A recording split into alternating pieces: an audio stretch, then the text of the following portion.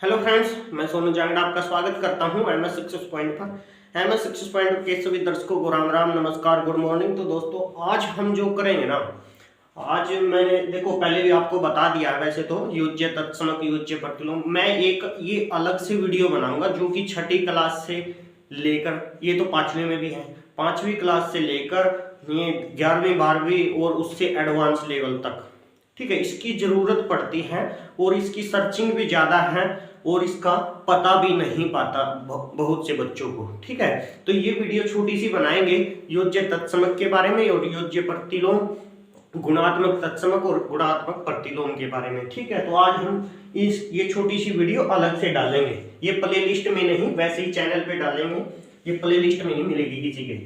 ये छठी से 10वीं लगा लो, ये तो जरूरी है ही, ठीक है।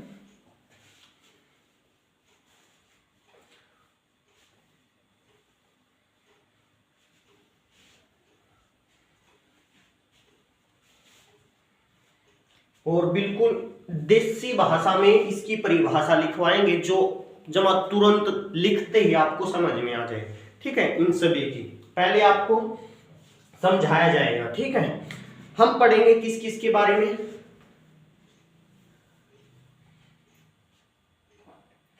एक तो पढ़ेंगे एक योज्य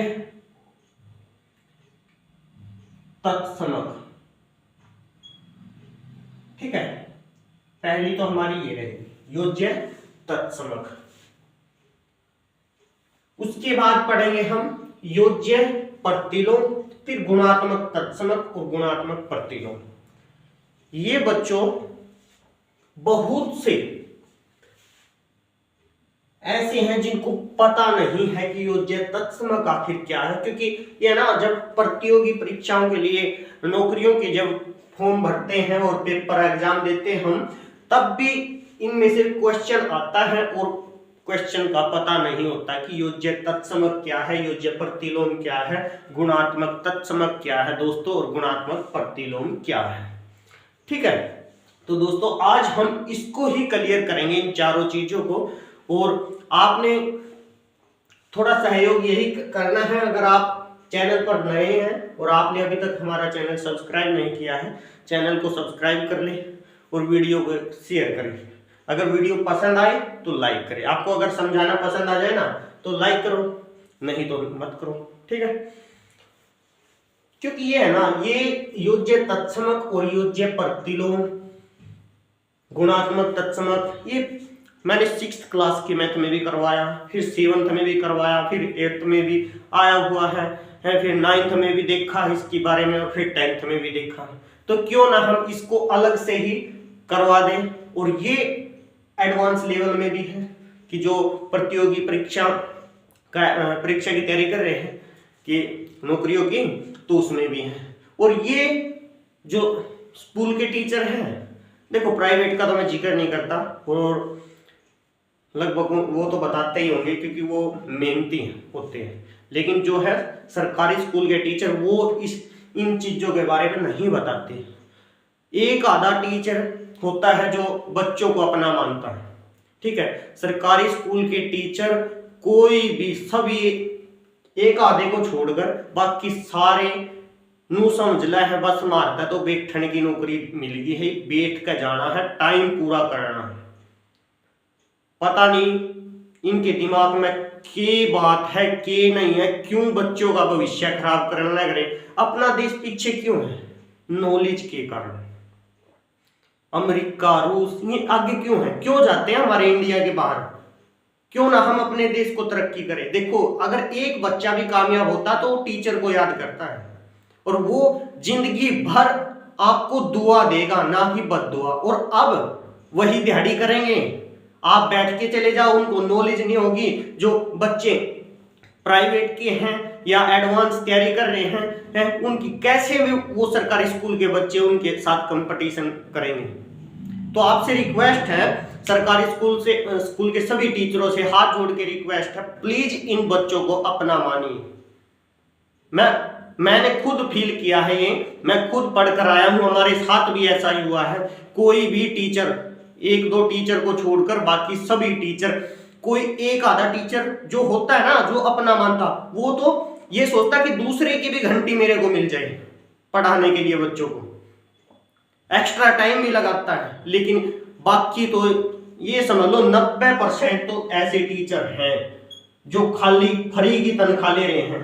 और ये जो फ्री की तनख्वाह ले रहा है ना, मेरा इसी बात का गुस्सा है कि इनके है ना, ये समझते नहीं इस बात को। ये 90% है ना, इनके बच्चे किसी का कुत्ते का ही चश्मा चढ़ेगा, किसी का कुछ हो रहा है, किसी का कुछ, कोई किसी के घर में ऐसा है कि तीसरे दिन बीमार होते हैं, कोई किसी का बच्चा अपंग होता है। तो ये क्यों होता है? क्योंकि इनकी बद्दुआ है ये। आप इनकी वजह से घर, आपका जो घर चल रहा है इनकी बच्चों की वजह से चल रहा है, जो सरकारी स्कूल में पढ़ रहे हैं। अगर सरकारी स्कूल नहीं होते तो आप कहां से हो जाते वहां पे टीचर। हाथ जोड़ के रिक्वेस्ट है, आप इन बच्चों को अपना मानिए। अगर आप अपना नहीं मानोगे तो ऐसा ही होगा, ऐसा ही होगा और इनकी बद्दुआ निकलेगी। जो भी बच्चा सरकारी नौकरी पे लगता है, आपके जो पद चिन्हों पर चलकर, या आपके जो आपने गाइड किया बच्चे को उस पे चलकर, और वो बच्चा कामयाब हो जाता है, तो वो टीचरों को याद करता है। आज जो साइंटिस्ट बन रहे हैं, इंजीनियर बन रहे हैं, वो अपने टीचरों को याद करता है। उसकी वजह से मैं आज यहां हूं, उसकी वजह से आज मैं यहां हूं। लेकिन जो फ्री की सैलरी लेके जाते हैं, फ्री की, उन्होंने जिंदगी, आते तो बुढ़े हो गए हैं और रिटायरमेंट भी हो गए हैं, उन्होंने सिर्फ फ्री का खाया।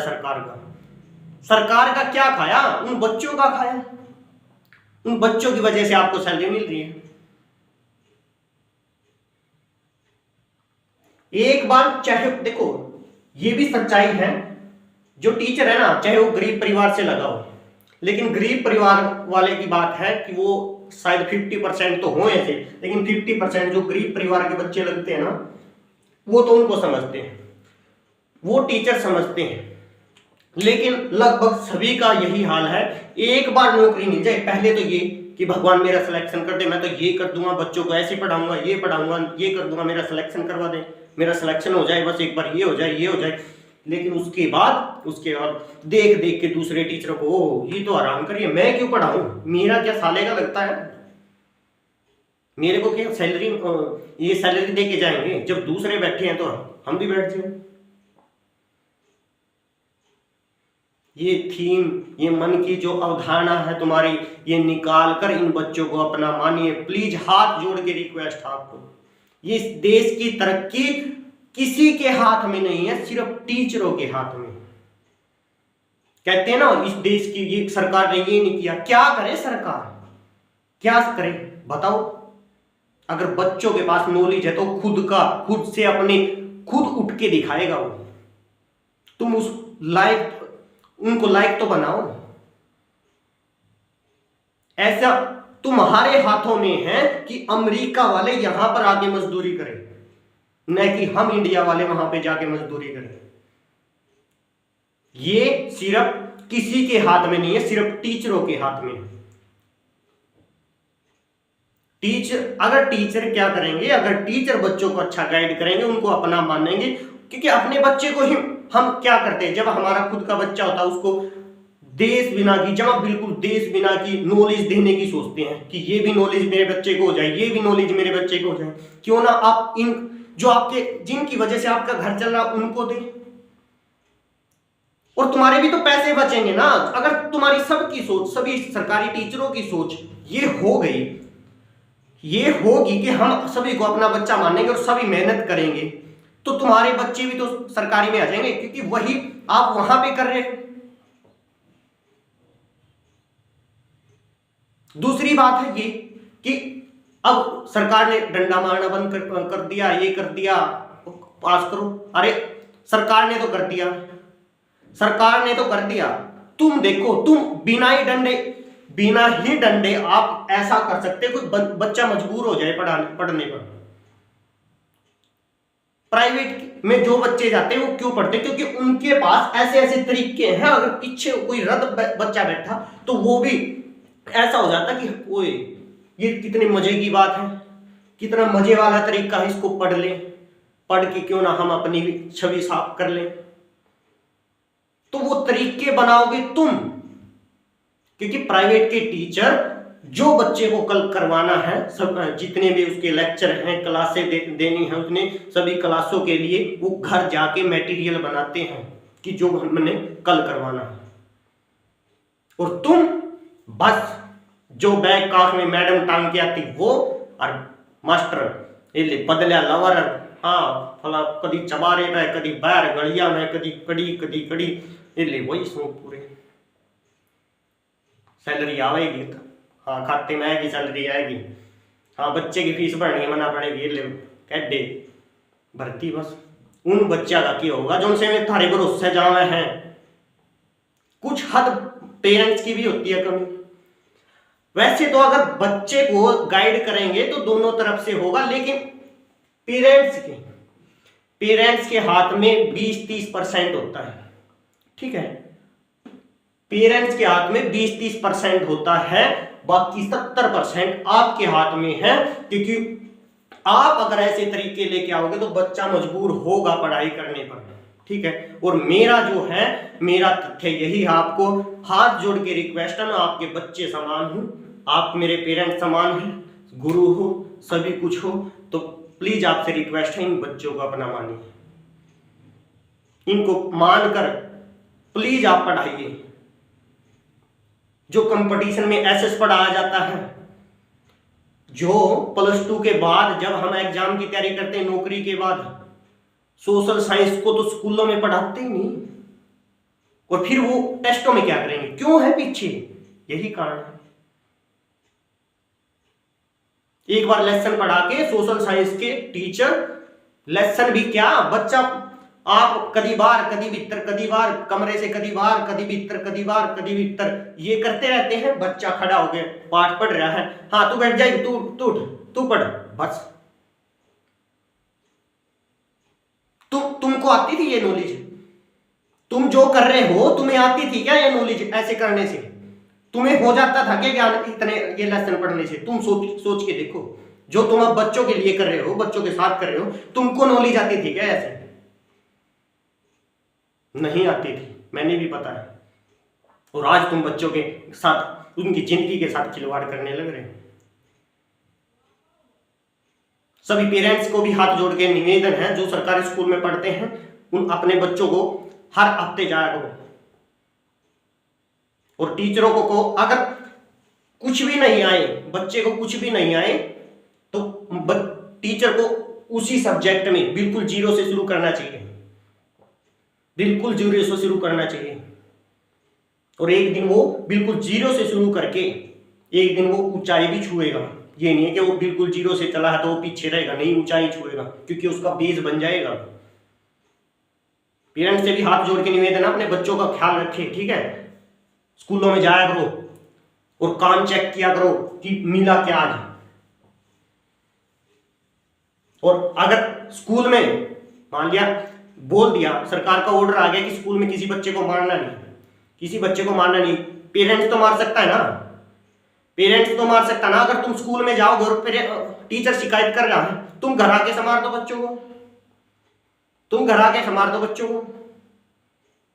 तो आपसे हाथ जोड़ के रिक्वेस्ट है, दोनों तरफ से अपनी अपनी जो भी अपनी अपनी कमियां हैं, सभी से रिक्वेस्ट है, अपने बच्चों को नॉलेज की तरफ लेके चलो। और मकसद एक बनाओ कि हमारा इंडिया जो नॉलेज में पीछे है, जितनी भी है, अब हम मजदूरी करने के लिए अब 40-40, 45-45 लाख, 46 लाख रुपए, 50-50 लाख रुपए लगा के हम अमेरिका जा रहे हैं, कहीं और जा रहे हैं, कहीं और जा रहे हैं, कोई ऑस्ट्रेलिया जा रहा है, कोई कहीं जा रहा है। क्यों ना वो हमारे पास आए, इतनी नॉलेज इकट्ठा करो, वो पढ़ने के लिए हमारे यहाँ आए, इतने ज्ञानवान पुरुष बन जाओ यहाँ पे। हाथ जोड़ के रिक्वेस्ट है, अगर वीडियो पसंद आए तो शेयर करो, सभी को उजागर करो।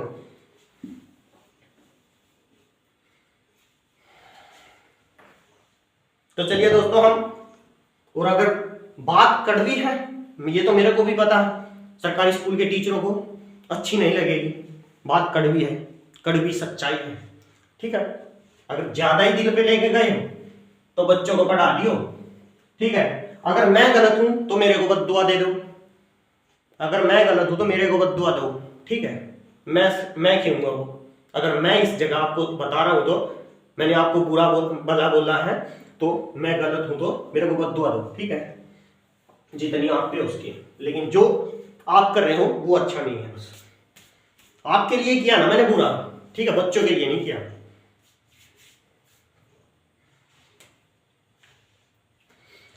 दोस्तों योज्य तत्समक होता क्या है? योज्य तत्समक होता क्या? हम योज्य शब्द कहां से लिया गया है? योज्य शब्द कहां से लिया गया है? योज्य शब्द लिया गया हमारा योग से। योग मैंने जोड़। तत्समक क्या होता है? तत्समक मैंने होता है कि तत्समक का यही अर्थ होता है कि कोई प्रभाव न डाले, ऐसा कुछ, ऐसी चीज, ऐसा अंक, ऐसी संख्या जो संख्या पर कोई प्रभाव न डाले। योज्य माने योग, जोड़ करने पर, ऐसी कोई संख्या जो दी गई संख्या पर प्रभाव न डाले, जो कि तो हमारी वही संख्या रह जाए। मान लिया अब मैं ये बात कह दूं कि 5 में ऐसा क्या जोड़े कि 5 ही 5 रह जाए, 5 में ऐसा क्या जोड़े, ये तो बात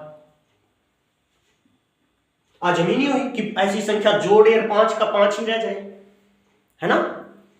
तो ऐसी भी कोई संख्या होगी तभी तो योज्य तत्समक बना ना। तो अगर हम 5 में अगर 0 जोड़े तो हमारा 5 ही रहता है, 5 में अगर 0 जोड़े तो हमारा 5 ही रहता है। इसका मतलब क्या है? हमें संख्या दी गई 5, हमें संख्या क्या दी गई? 5, और 5 अगर संख्या दी गई है, 5 संख्या दी गई है, और उसमें ऐसी कौन सी संख्या जोड़े जो 5 ही रखे, जोड़ने के बाद भी योगफल भी 5 आए, तो हमारी वो संख्या के लिए सिर्फ 0 है। क्या है? 0 है। तो अगर आपको कहीं भी आपको, या आप एडवांस लेवल की यानी कि प्रतियोगी परीक्षाओं की तैयारी कर रहे हो, कहीं किसी की भी तैयारी कर रहे हो, अगर ऑप्शन में भी आ जाए, जो ऑप्शन के क्वेश्चन होते हैं, 4 ऑप्शन देते हो कि योज्य तत्समक क्या है, तो आपने योज्य तत्समक ओनली 0 है। शून्य हमारा क्या है? योज्य तत्समक है। पूरी संख्याओं में क्या है? योज्य तत्समक हमारा क्या है? शून्य है, 0 है। इस बात का ध्यान रखना। और इसकी परिभाषा क्या बनेगी मैंने समझा दिया ना आपको। कोई भी संख्या दे दी हमारा, जैसे -7 भी है ना, -7 भी है, इसमें क्या जोड़े कि -7 ही रहे, हम 0 ही जोड़ सकते हैं बस। जो ऐसे का ऐसे रख सकता जोड़ने के बाद, जो जोड़ने के बाद ऐसे का ऐसा रख सकता है, वो क्या है? हमारा 0 ही है। ठीक है, आपको समझ में आ गया कि योज्य तत्समक क्या है? तो आपने कहीं कोई भी संख्या नहीं है, सिर्फ 0 ही है। ठीक है, तो हम 0 को ही चिह्नित करेंगे उन ऑप्शनों में भी, कहीं भी, चाहे वो 2 नंबर का आए चाहे 1 नंबर का आए, ऑप्शन में आए, कहीं भी आए, तो हमें ये पता होना चाहिए कि योज्य तत्समक हमारा 0 ही है बस। पूरी संख्याओं में क्या है? 0 ही है। तो परिभाषा हम अपनी भाषा में लिखेंगे, जो इसकी परिभाषा हमने जो समझी है सिर्फ उसी को अपनी भाषा में लिखेंगे कि क्या हमने क्या दिया कि दी गई संख्या में ऐसा अंक या संख्या जोड़े, ऐसा अंक या संख्या जो दी गई जोड़ने पर, यानी कि जोड़ने पर दी गई संख्या पर कोई प्रभाव न डाले, वही हमारी क्या परिभाषा है, वही हमारी क्या है? परिभाषा है। तो अपनी भाषा में लिखेंगे हम, दी गई संख्या में, दी गई संख्या में ऐसा अंक या संख्या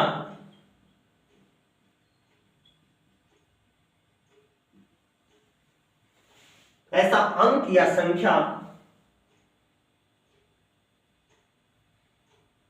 जोड़ने पर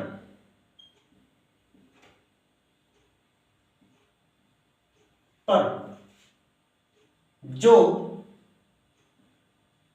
दी गई संख्या पर कोई प्रभाव न डाले, दी गई संख्या पर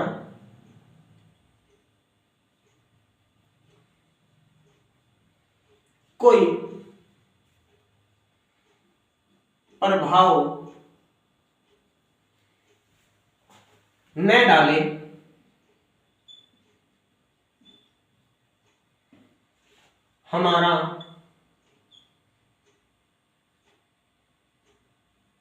हमारा को छोड़कर सीधा लिख लो, डाले योज्य तत्समक कहलाता है, योज्य तत्समक कहलाता है। कहने का अर्थ क्या है, दी गई संख्या में ऐसा अंक या संख्या जोड़ने पर, ऐसा अंक या संख्या जोड़ने पर जो दी गई संख्या पर कोई प्रभाव न डाले, दी गई संख्या 5 थी, ऐसा अंक या संख्या जोड़ने पर जो प्राप्त हुआ है उस पर कोई, इस पर कोई प्रभाव न डाले, यानी कि ज्यों का त्यों आ जाए, ज्यों का त्यों आ जाए, तो हमारा क्या कहलाता है, योज्य तत्समक कहलाता है। एग्जाम्पल में यही लिख लो, जैसे हाँ इसमें एक और लिख लो, अर्थात हमारा योज्य तत्समक 0 है, अर्थात हमारा योज्य तत्समक 0, इसको आगे लिख लो, 0 को, इसको ब्रैकेट में लिख लो, 0 है। एक और लाइन लिखते हो, लिख लो, नहीं बड़ी लगती हो परिभाषा तो इतनी रहने दो। अर्थात हमारा योज्य तत्समक 0 है, लिखनी है तो ये लिख लो, 0 जोड़ने पर संख्या पर कोई प्रभाव ना नहीं पड़ता।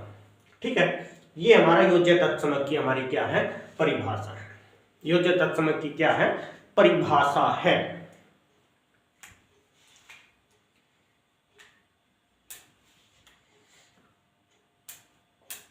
क्लियर?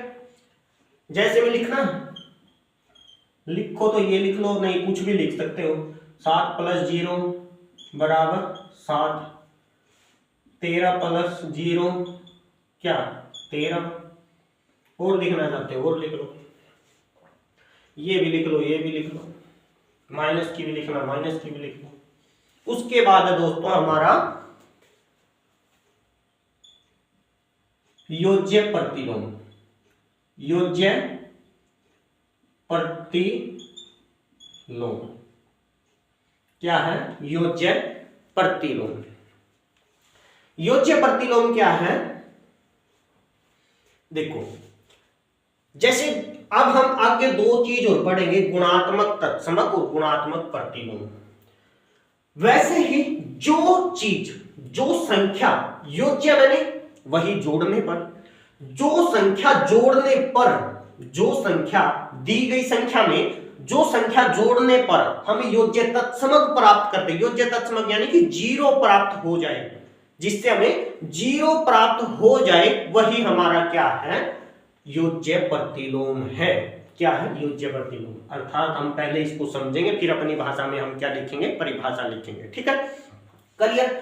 अब देखो, अगर मैं कह दूं 7, मैं कह दूं 7 और योज्य मैंने जोड़ना, योज्य मैंने जोड़ना, योज्य मैंने जोड़ना, जोड़ दिया। उसके बाद यहां जो होगा, यहां पर जो होगा वो हमारा योज्य प्रतिलोम होगा। यहां पर खाली स्थान में जो होगा वही हमारा योज्य प्रतिलोम होगा। अब आपके मन में एक सवाल होगा, देखो कि 3 में से 3 चले जाए, 3 में से 3 घटा दें तो अपना क्या प्राप्त हो जाएगा, 0 प्राप्त हो जाएगा। क्लियर? कि 3 में से 3 घटा 0 प्राप्त हो है, 4 में से 4 प्राप्त करा 0 प्राप्त हो जाए। तो इसका मतलब क्या है, तो प्लस आ गया, यहां तो क्या आया, प्लस आया। और प्लस में अगर जोड़ा ये तो 0 तो कुछ प्राप्त होना ही नहीं, ये तो संख्या ही बढ़ा सका यार, इसको 0 तो प्राप्त हो ही नहीं सकता, या तो इसको 0 जोड़ गए इतने रख सका है, लेकिन इसमें जोड़ा के अगर प्लस की पूरा तो प्लस आ गया। हम जोड़ सकते हैं जो ये संख्या है, देखो यहां पे जो हमने ये चिन्ह लगता है ना कि ये घटा रखा है, लगता है ना कि ये घटा रखा है, ये घटा नहीं रखा है। इसका मतलब क्या है, इसका मतलब ये है कि 3 एक प्लस के हैं और 3 हमारे माइनस के हैं, यानी कि ऋणात्मक है, और 3 क्या है, धनात्मक है। 3 हमारे धनात्मक है और 3 हमारे क्या है, ऋणात्मक है। इसका मतलब ये है कि 3 धनात्मक और 3 ऋणात्मक,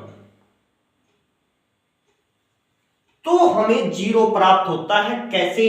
अगर देखो हमने ये बात कही थी एक संख्या रेखा पर दर्शाते हुए, अगर यहां पे कोई पॉइंट 0 है और यहां पर 1 2 3 4, 1 2 3 4, ये धनात्मक होती है हमारी दाईं तरफ और यहां ऋणात्मक होता है।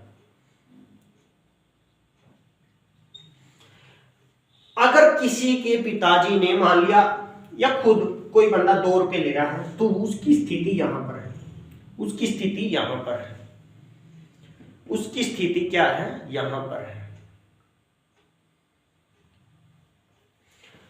अगर किसी ने किसी से उधारे ले रखे हैं, तो उसकी मानिए 2 रुपए उधारे लिए हैं, तो उसकी स्थिति यहां पर है, उसकी स्थिति क्या है, यहां पर है। अब देखो 3 क्या है, यहां 3 आपने पहले धनात्मक ली फिर ऋणात्मक ली, अब यहां पे आ गया 0। अगर मैं पहले ऋणात्मक ले लूं और फिर प्लस कर दूं, फिर भी हमारा तो 0 आ रहा है, फिर भी क्या आ रहा हमारा 0 आ रहा, फिर भी क्या आ रहा है 0 आ रहा है। यहां पे तो पहले मैंने धनात्मक, आपने तो बोल दिया कि 3 में से 3 घटा रखे हैं कि तब 0 आ रहा है ना। लेकिन यहां पे क्या है, यहां पे ये बात वो दर्शा रहा है, मान लीजिए किसी की स्थिति यहां पर है कि उसने 2 रुपए की, यहां ऋणात्मक संख्याओं, ऋणात्मक मैंने ऋण मैंने कर्जे से ले रखी है। अगर किसी ने 2 रुपए किसी से उधारे ले रखे हैं तो उसकी स्थिति यहां पर, अगर उसने 3 रुपए उधारे ले रखे तो वो -3 है, अगर उसने 4 रुपए ले रखे तो वो -4 है, अगर उसने लाख रुपए ले रखे हैं तो वो -लाख में है वहां। और ये क्या है, ये क्या है, ये +3 कहां से आया, 0 आ गया, +3 कहां से आया ये, इसका मतलब ये है कि उसके खुद के पैसे, अगर वो वहां पे 2 रुपए माइनस में है, जैसे अब मैं कह दूं -2 पे है, किसी बंदे की स्थिति ये है -2, यानी कि 2 रुपए कर्जे में है, उसने 2 रुपए किसी से उधारे ले रखे तो वो -2 में कर्जे में है, उसके खुद के पैसे आ जाए 2 रुपए, और वो क्या करेगा, उसके खुद के पैसे, प्लस की होती खुद के धन, और उसके 2 रुपए खुद के आगे, उसके खुद के 2 रुपए आगे, और उसने जिससे लिए थे वो दे दिए तो वो 0 पे आ गया। इसका मतलब यहां पे आ गया, उसने उसको दिए तो उसकी स्थिति देने के तुरंत बाद वो कर्जे से मुक्त हो गया और उस पे 0 पे आ गया। इसका मतलब 0 पे आना क्या है कि वो उसने अब तो ना तो लेना है किसी से और ना ही देना है, ठीक है, क्लियर। तो उसकी क्या है स्थिति, ये कि उसने ना तो किसी से लेना है और ना देना है, और उसके बाद फिर तुरंत बाद उसको 2 रुपए फिर मिल गए, तो उसकी स्थिति यहां पे होगी, वो अब धन है उसके पास, उसके पास धन है, उसके पास धन है। और यहां पे भी ये बात इस बात को दर्शा रहा है कि उसके पास टोटल 3 थे, उसके पास टोटल 3 थे और 3 उसने खर्च किए तो उसके पास 0 रहा। पहले वो किस में था, धन में, पहले वो किस में था, धन में, उसके बाद उसने 3 के 3 खर्च किए तो वो कितने पे आया, कितने पे आ गया 0। इसलिए ये प्लस और माइनस ऐसे दर्शाया जाता है, क्लियर। उसके बाद वो पहले क्या था, ये तो पहले धन पे था, उसके तो पास पहले धन था, 3 के पास क्या था, धन था, पहले 3 रुपए धन के थे और उसने फिर खर्चे, इसलिए 0 आया। लेकिन यहां पे क्या है, यहां पे क्या है, वो पहले क्या था, कर्जे में थे, उसके फिर पैसे आए खुद के, यानी कि खुद फिर आए हैं 2 रुपए, पहले तो वो कर्जे में था, यहां पे तो पहले उसके पास थे, लेकिन अब वो यहां पे क्या है, कर्जे में है, यहां पे क्या हो, कर्जे में है। तो इसका मतलब क्या है, उसके पास बाद में रुपए आए हैं और बाद में आने के बाद उसने उसके लुटाए, और ये क्या है, ये उसके खुद के रुपए आए थे, तब उसके आगे 0 आया कि उसने अब ना तो किसी से देना है और ना उसके लेना है, वो बेचिंत है, और बेचिंत को हम 0 बोलते हैं कि इसका मतलब उसने ना अब देना है ना लेना है। उसके बाद ये और ये कंडीशन क्या हमारी सेम है, तो इससे हमें ये पता लगता है, इससे भी और इससे भी, हम जहां जाना चाहते हैं, हम योज्य प्रतिलोम पर जाना चाहते हैं। योज्य प्रतिलोम हमारा क्या है कि अब यहां पे जब 7, अब देखो ये 7 प्लस में है, ये क्या है 7 प्लस में, अगर हम -7 लिखें यहां पे, तब तो हमारा क्या आ सकता है, 0 आ सकता है, तब क्या आ सकता है, 0 आ सकता है। लेकिन यहां पे प्लस अब हमने लिख तो दिया, 7 का योज्य प्रतिलोम मैंने उल्टा, योज्य प्रतिलोम मैंने उल्टा। कहने का मतलब अगर उसके पास -2 रुपए कर्जे में है तो इसका उल्टा क्या होगा कि वो 2 रुपए उसके पास है, तो इसका मतलब वो 0 है। देखो यहाँ पे प्रतिलोम में उल्टा, तो कैसे, जैसे मैं कह दूं कि वो -2 रुपए कर्जे में है और फिर उसका उल्टा क्या होगा, वो 2 रुपए उसके पास है, 2 रुपए उसके पास है, तभी तो बेचिंत होगा। यही बात है यहाँ पे, उसके 7 रुपए उसके पास है, 7 रुपए उसके पास है, 7 रुपए उसने खर्च किए, तो खर्च करना क्या है माइनस, घटाना क्या है माइनस। तो अब देखो, अब यहां से हम कैसे लिख सकते हैं इसको, अब हमें ये भी पता होगा। देखो अब मैं ये समझाने के लिए ले रहा 6th क्लास के या 5th क्लास के बच्चों को, ये मत सोचना आप मान लिया +2 के देख रहे हो इस वीडियो को, 9th के देख रहे हो, 8th के देख रहे हो कि ये तो मेरे को पता, हमको पता है कि प्लस की गुणा करेंगे माइनस के साथ तो हमारा माइनस आएगा। ये आप मन में वहम मत रखना, मैं दे रहा हूँ 5th और 6th क्लास के बच्चों को, क्योंकि वहां भी आया हुआ है, क्योंकि यहाँ उनकी बुकों में भी इसका जिक्र हो रहा है 5th और 6th क्लास में भी इन नामों का, ठीक है, इसलिए मैं उनको भी समझाने की कोशिश कर रहा हूँ। तो हमारा दोस्तों क्या होता है, हमारा दोस्तों ये होता है कि अब हमने ये तो पता लग गया 0 हमें तब प्राप्त होता जब इसका उल्टा होता, अगर ये प्लस में है तो माइनस में, हमने लिख तो दिया यहाँ पे -7 है, तो हमें कैसे प्राप्त हुआ ये -7 कैसे, अब तो यहाँ तो प्लस हुआ है, यहाँ तो प्लस होता है। तो दोस्तों देखो ये ब्रैकेट हमारी होती है, ये होती है गुणा के रूप में, बाहर लिखी चिन्ह या संख्या या अंक के साथ, अगर यहाँ पे 1 है तो 1 के साथ भी ये गुणा में, यहाँ पे 2 है तो 2 के साथ भी ये गुणा के रूप में है, अगर यहाँ कोई अंक होता तो अंक के साथ भी ये गुणा के रूप में होती, तुरंत लगते ही, और जो अंक होगा उसका चिन्ह जो होगा उसके साथ तो होगी, ठीक है। अब यहाँ पे देखो, यहाँ पे है प्लस, इसका मतलब कोई अंक नहीं है यहाँ पे, तो इसका मतलब ये अंक के साथ गुणा के रूप में है, अंक के साथ गुणा के रूप में, ये एक किस्म का जो ब्रैकेट लगाई है ना हमने, ये एक किस्म का गुणा का निशान है, ये क्या है गुणा का निशान है। और हम एकदम इकट्ठे चिन्ह, जैसे हम ये माइनस, ये 2 गुणा और माइनस इकट्ठे लिख नहीं सकते कोई 2 चिन्हों को, इसलिए हम क्या अलग अलग दर्शाने के लिए इस ब्रैकेट को यूज करते हैं, ठीक है। तो अब मैं 4 फार्मूले लिखता हूं, प्लस, अगर जोड़ की गुणा किसी माइनस के साथ करते हैं तो हमें माइनस का प्राप्त होता है, और हमें माइनस की गुणा प्लस के साथ करनी है तो भी हमें माइनस प्राप्त होता है, अगर माइनस की गुणा और माइनस के साथ करनी है तो हमें प्लस प्राप्त होता है, और प्लस की भी गुणा हमें प्लस से करनी है, ये तो आप सीख ही रहे हो, क्योंकि तो जो हमने आज तक सीखा है 6th 5th यानी 5वीं तक हमने जो आज तक भी गुणा करते आए हैं, वो उसका यही अर्थ है कि प्लस की हमने प्लस के साथ ही गुणा की है। तो अब यहां से देखो, अब यहां से हमें क्या प्राप्त हो रहा है, ये प्लस की गुणा इसके साथ, ये तो गुणा का निशान हो गया, समझ ले, मैंने बोल दिया कि ब्रैकेट हमेशा गुणा के रूप में होती है, तो प्लस की गुणा हमने माइनस के साथ की, प्लस की गुणा हमने माइनस के साथ की, तो क्या आया हमारा माइनस, प्लस की गुणा माइनस के साथ की, क्या आता है हमारा माइनस, और ये 7 ऐसे का ऐसा, 7 ऐसे का ऐसा लिख लो। अब प्लस की गुणा माइनस के साथ की क्या आया, प्लस की गुणा माइनस के साथ की क्या आया माइनस, तो हमारा माइनस। अब ये 7 ऐसे का ऐसा, क्योंकि यहाँ बार कोई अंक नहीं है, अगर यहाँ पे बार मान लिया 2 होता, इसमें दूसरा भी समझ लो, वैसे ये बात हम योज्य प्रतिलोम पर लेके जा रहे हैं, अगर 2 होता है यहाँ पे तो हम क्या करते, अब अंक की पहले चिन्ह की गुणा की हमने यहाँ पे लिख दिया, फिर अंक की करते 2 से 14, तो यहाँ पे 14 लिखते, ठीक है। तो अब हमने अंक नहीं चाहिए, हमने ये प्राप्त करना है, ये कैसे प्राप्त होता है।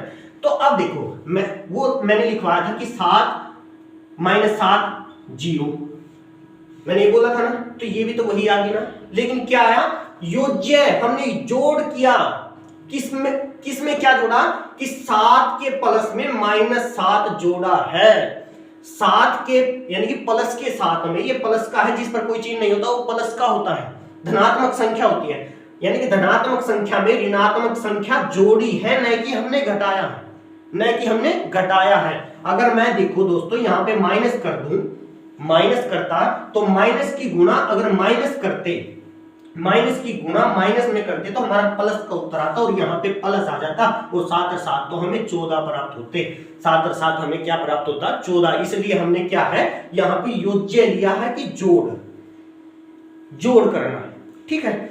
योज्य का मतलब जोड़ करना, तो इसका मतलब ये है आपने विचलना नहीं है कहीं भी। अगर आपको पूछा जाए कि 5 का योज्य प्रतिलोम क्या है तो आपने बोलना है -5। 6 का योज्य प्रतिलोम क्या होता है? -6। अगर आपको किसी भी संख्या का -13 का योज्य प्रतिलोम 13 और 13 का योज्य प्रतिलोम -13।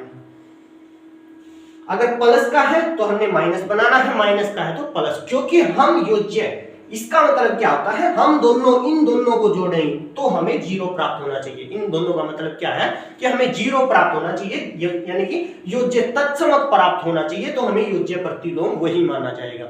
जैसे अगर हम 6 का -6 बोल रहे हैं, 6 का -6 बोल रहे हैं तो इसका मतलब हम जोड़ेंगे 6 प्लस -6, 6 प्लस -6 जोड़ना पड़ेगा, नहीं कि हमने सीधे। तो उसके बाद क्या होगा, अगर हमने ये ऐसे लिख देते कि 6 - 6, इसका मतलब क्या है? इसका मतलब क्या है?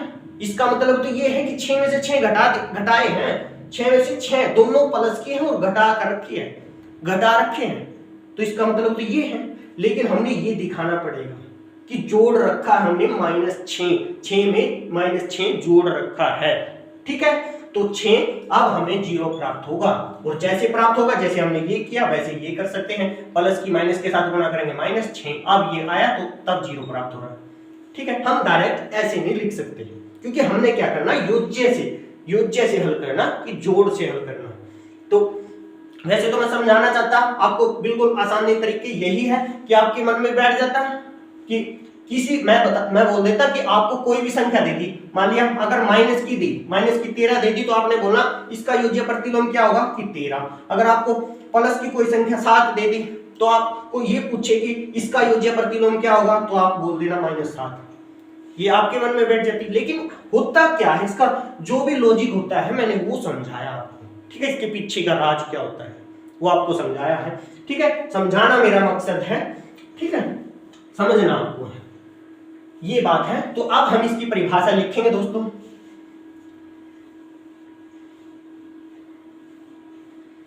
ये 4 फॉर्मूले हमेशा याद रखना, छोटे बच्चों ने, बड़ों को तो याद ही होगा, दोस्तों को। अब देखो दोस्तों, योज्य प्रतिलोम की परिभाषा लिखेंगे, जो हमने सीखा उसी में लिखेंगे, उसी अपनी लैंग्वेज में लिख लो सभी कि दी गई संख्या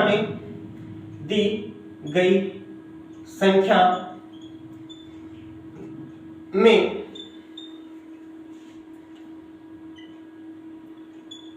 ऐसी संख्या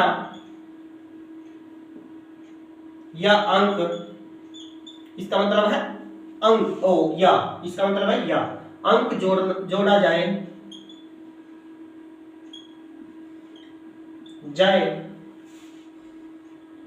जो हमें योज्य तत्समक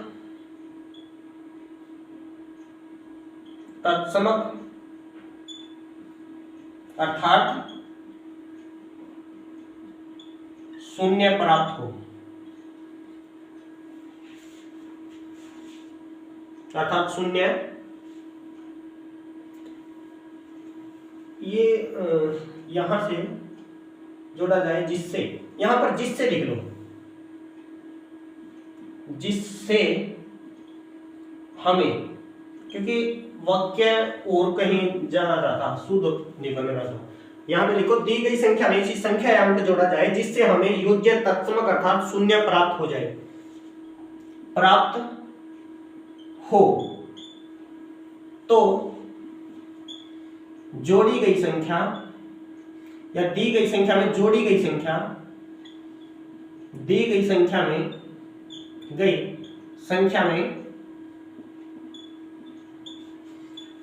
गई संख्या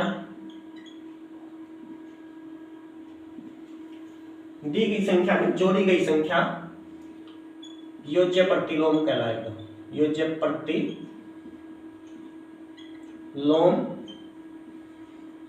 कहलाता है। जैसे 7 का योज्य प्रतिलोम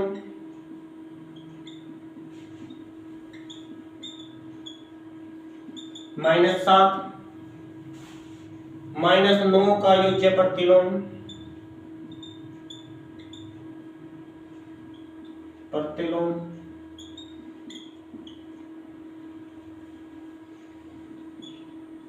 नो। भिन्न में भी हो सकता है दोस्तों, ये भिन्न में भी अगर कोई प्लस की भिन्न दिया माइनस, जैसे 2/5 दिया तो हम इसका योज्य प्रतिलोम क्या कहेंगे, -2/5। ये भिन्न के रूप में भी है, ये नहीं है कि पूर्णांकों को ही हम कह सकते हैं, ये भिन्न के रूप में भी परिमेय संख्याओं को भी बोल सकते हैं। 3/4 -3/4 का योज्य प्रतिलोम 3/4। ठीक है, ये भी एग्जांपल लिख सकते हो। अब दोस्तों हमारा आया है गुणात्मक तत्समक, तीसरे नंबर पर है गुणात्मक तत्समक। गुणात्मक, अब शब्द से ही पता लग रहा है कि गुणा की है, गुणा से प्राप्त होना है। पहले तो हमारी भक्ति क्या थी, भक्ति किसकी करनी थी, जोड़ की, योग की, योज्य की, तो अब करनी है गुणा की। ठीक है, अब हम पढ़ेंगे गुणात्मक तत्समक।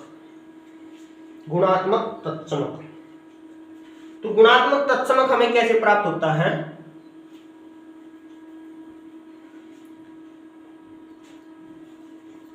गुणात्मक तत्समक होता है, वही बात है। अब पहले मैं आपको समझाऊंगा। देखो, अगर मैं आपको ये कहूं कि पहले पूर्णांकों को ही समझते, बाद में परिमेय संख्याओं को यानी कि भिन्नों को समझेंगे। ठीक है, मैं 3 का गुणात्मक तत्समक, पहले तत्समक पढ़ेंगे। गुणात्मक तत्समक क्या होगा, गुणात्मक तत्समक। अब यहाँ पे क्या था कि प्रभाव नहीं पड़ना चाहिए, किस पर, यहाँ पे योज्य लिया तो इसका मतलब जोड़ पर, अब यहाँ पे गुणात्मक लिया है तो इसका मतलब गुणा करने पर, संख्या पर कोई प्रभाव नहीं पड़ना चाहिए। अब ये तो है नहीं हम 0 से करेंगे तो संख्या पर कोई प्रभाव नहीं पड़ा, इसका तो 0 ही आ गया। 0 बना दी 3 से, अगर गुणा करिए तो 0, ये 0 नहीं है, कहीं ये 0 सोच लो कि 0 ही हमारा क्या हो गया, गुणात्मक तत्समक नहीं।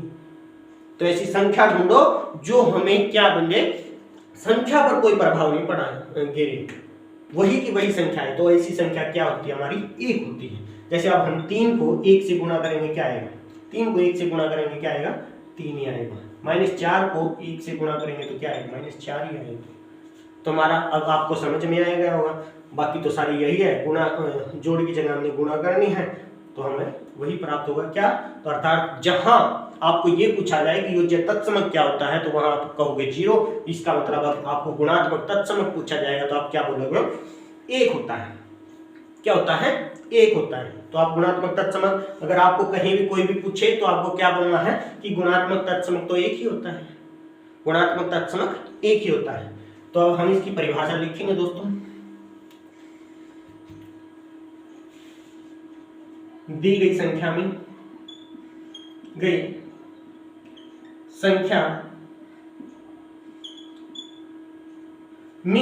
से, दी गई संख्या से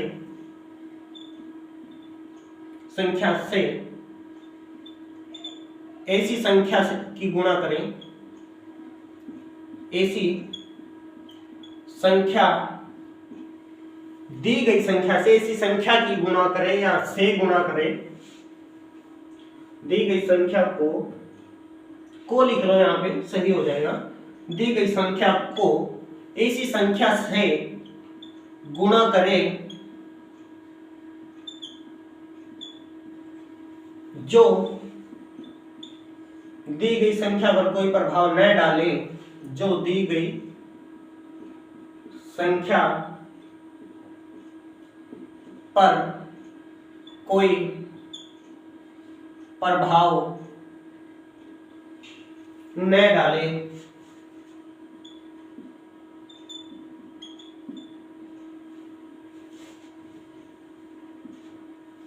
दी गई संख्या को ऐसी संख्या से गुणा करने पर, जो दी गई संख्या पर गुणा करे, जो दी गई संख्या पर गुणा करने करने पर लिखो दोस्तों, यहाँ पर गुणा करने पर अगर देखो मेरे मुख से बच्चे निकल जाए और आप देखो, आप ये तो है नहीं कि आप ये मेरी उम्र के भी देख रहे होंगे, मेरे से बड़े भी देख रहे होंगे, मेरे पिता मेरे गुरु समान है ना, और छोटे भी देख रहे होंगे, तो दिल पे मत लेना, क्योंकि पढ़ाते पढ़ाते छोटे बच्चे को भी पढ़ाते पढ़ाते आदत सी बन जाती है, तो बुरा मत मानना, कहीं फील करो कि ये इतना बड़ा शहंशाह हो गया। मैं शहंशाह नहीं हूँ, मैं तो छोटा सा कण के समान भी नहीं हूँ, एक धरती पर उतार तो रखा हूँ भगवान ने। चलो छोड़ो, वैसे मैं बस यही बात कर रहा हूँ, फील मत करना इसी, अगर बच्चे निकल जाए मेरे मुख से, तो वैसे मैं कोशिश करता हूँ हमेशा दोस्त ही बोल लो। गुणा करने पर कोई प्रभाव न डाले तो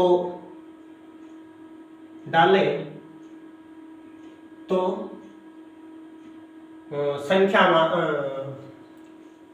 क्या आ गया, दी गई संख्या को ऐसी संख्या से गुणा करे जो दी गई संख्या पर गुणा करने पर कोई प्रभाव न डाले, गुणात्मक तत्समक कहलाता है। गुणात्मक तत्समक कहलाता है। क्या कहलाता है? गुणात्मक तत्समक कहलाता है।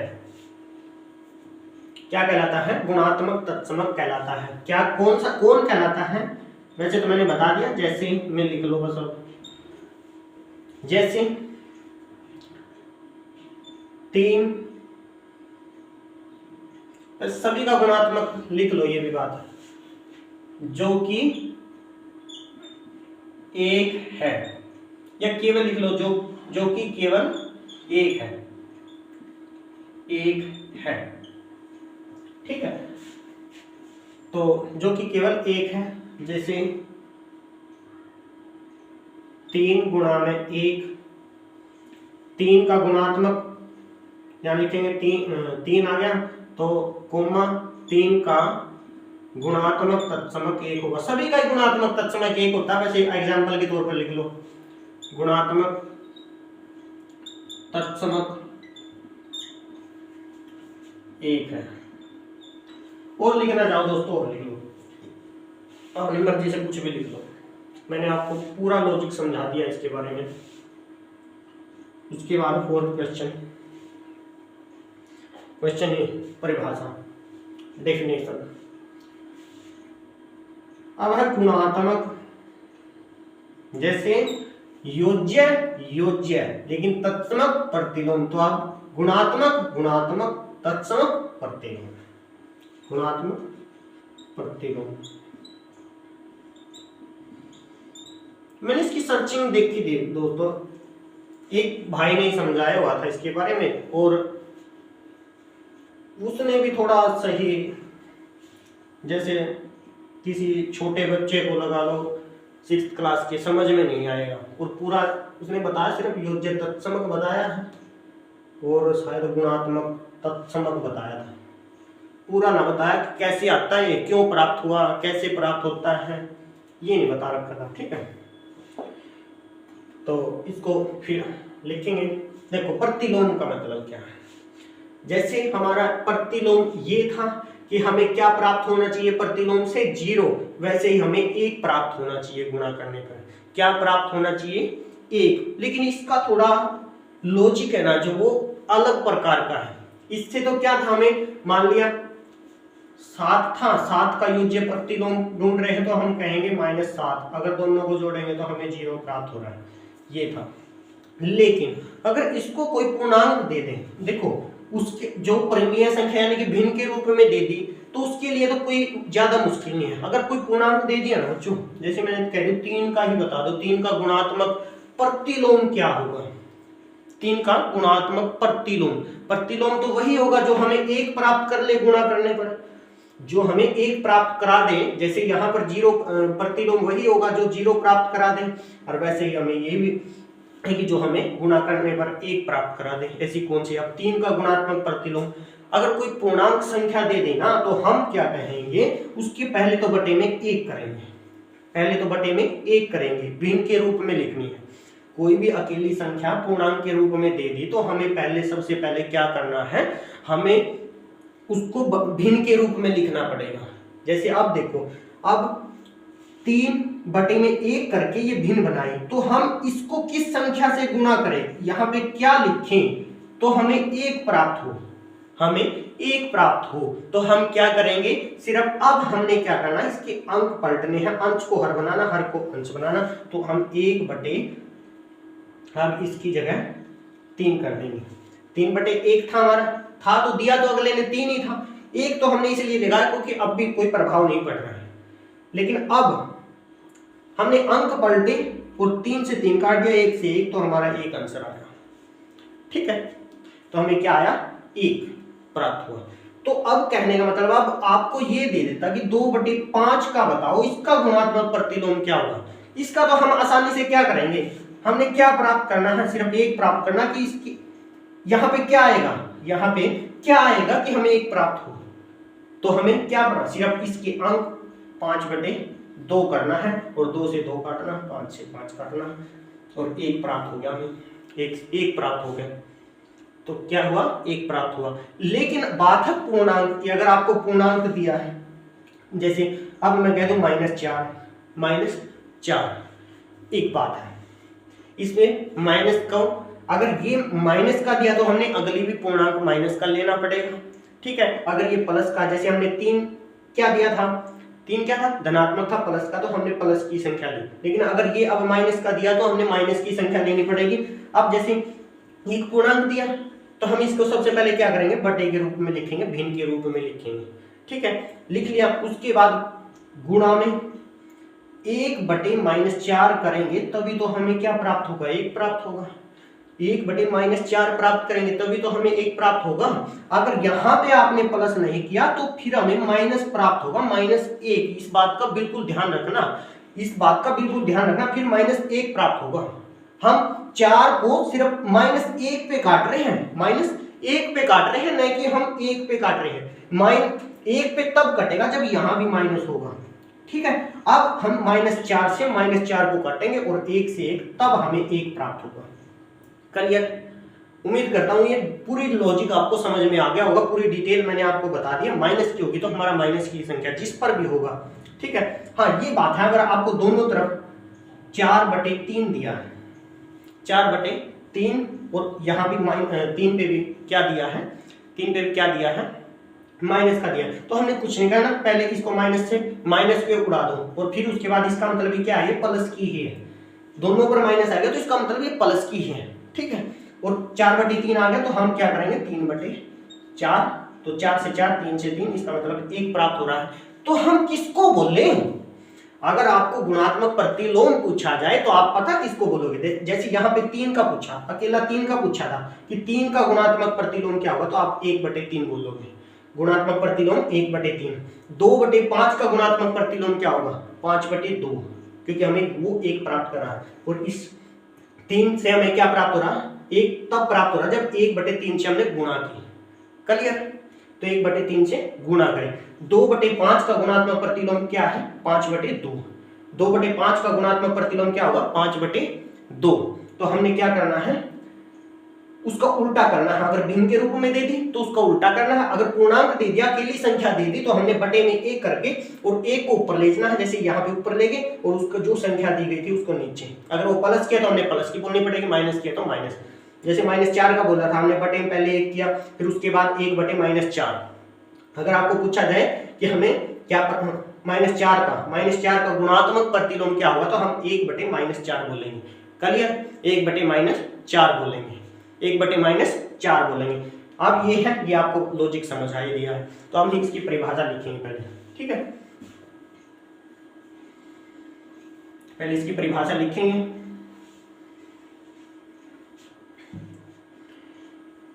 ये थोड़ा टेढ़ा सा लिखा गया है, यहाँ पे नीचे ज्यादा कहीं बोर्ड पे कट जाए आंसर। ये लिखो गुणात्मक प्रतिलोम।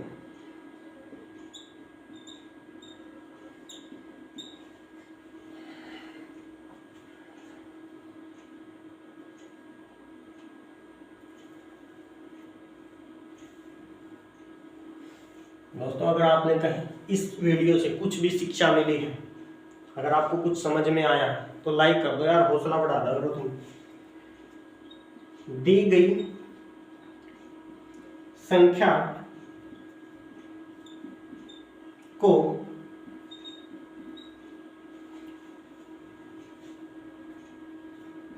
ऐसी संख्या से गुणा करने पर, दी गई संख्या को ऐसी संख्या से गुणा करने पर जो हमें एक प्राप्त करा दे, एक प्राप्त करा दे, तो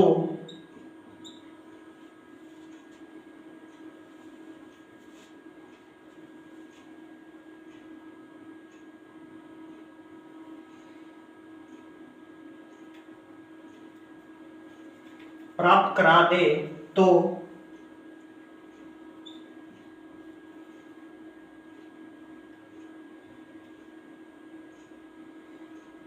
संख्या, ये लिखा, लाइन को एक लाइन बढ़ाएं या ऐसे ही, ये तो हम यहाँ पे लिख सकते हैं कि गुणात्मक प्रतिलोम कहलाता है। ये हम एक लाइन ऐसे लिखनी पड़ेगी, जिससे गुणा करिए तो जिससे गुणा की गई है वो संख्या या अंक, वो संख्या या अंक या भिन्न गुणात्मक प्रतिलोम कहलाती है। गुणात्मक प्रतिलोम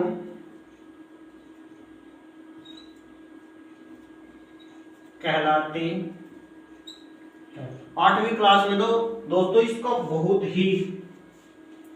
बड़ा पहला ही चैप्टर में है, पहले ही चैप्टर में 1.23 में पता नहीं कौन सी में है, ठीक है। गुणात्मक प्रतिलोम कहलाती है जैसे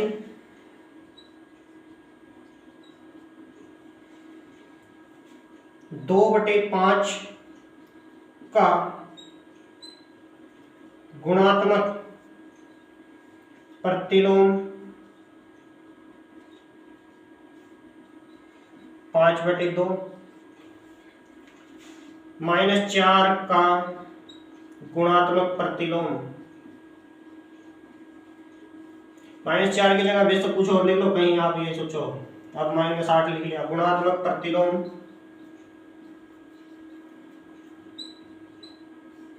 -8 का गुणात्मक प्रतिलोम क्या कहलाएगा?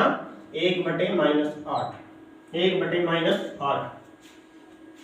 तो आज का हमारा मेन मकसद यही था बच्चों, दोस्तों।